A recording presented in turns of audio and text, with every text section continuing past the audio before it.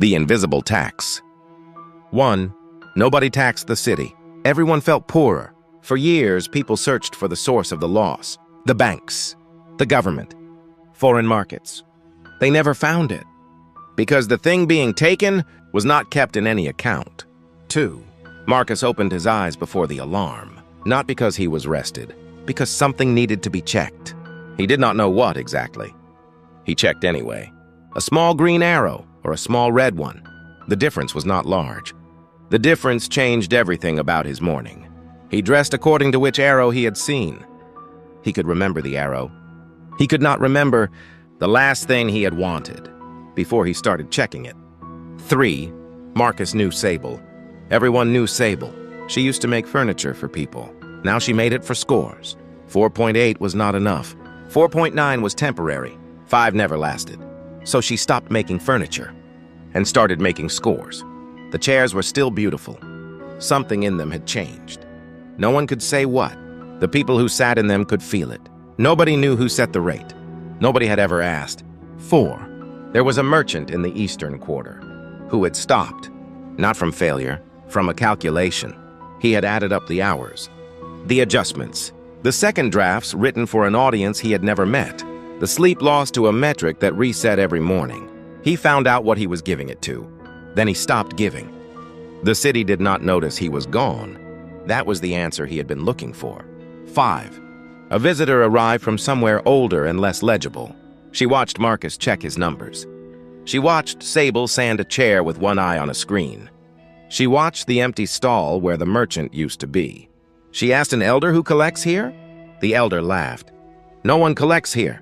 That is why people come. The visitor looked at the market again. She said nothing. She left the next morning. At the gate, she stopped once. The city was beautiful, active, free, by every official measure. She wrote one line in her notebook, then closed it. It was not meant to be shared.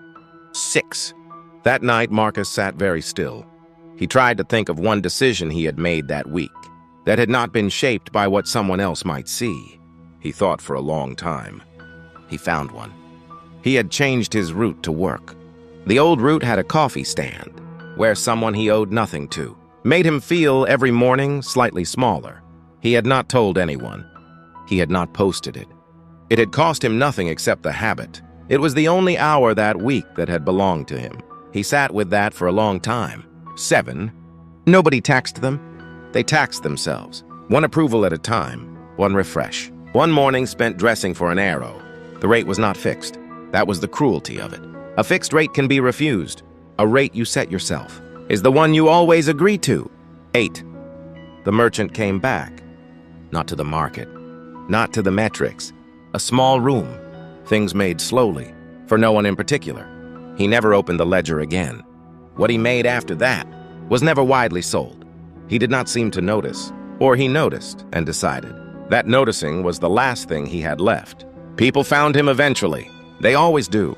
Some asked, "Why did you leave?" He said, "I wanted to find out what I would make if the score could not reach me." They asked, "What did you make?" He said, "I'm still finding out." 9. What did you pay today? Not in money, in attention, in revision, in the version of yourself you edited. Before you walked in, nobody set the rate. That was why it kept rising. Freedom was not removed. It was priced.